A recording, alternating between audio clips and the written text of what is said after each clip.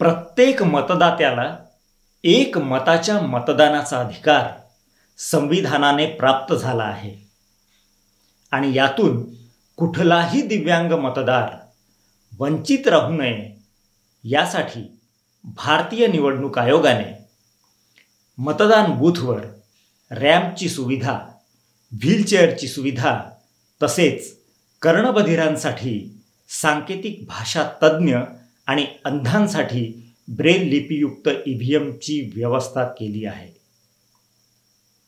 दिव्यांगांना मतदान केंद्रावर प्रवेश प्राथमिकता देण्यात येत आहे, तरी सर्व दिव्यांगांना आवाहन करण्यात येत आहे की दिनांक 26 एप्रिल 2024ला मतदान केंद्रावर जाऊन भारताचे सुज्ञ नागरिक म्हणून आपण आपलं अमूल्य मत देऊन देशात लोकशाही स्थापन करण्यासाठी योगदान करूया।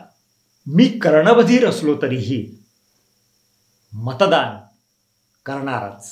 मतदान करणे हा माझा अधिकार आहे आणि मी मतदान करणारच। देशाचा सुज्ञ नागरिक म्हणून मी मतदान करणारच। मत माझा अधिकार आहे आणि ते मी करणार। मत माझा अधिकार आहे, मी मतदान करणार।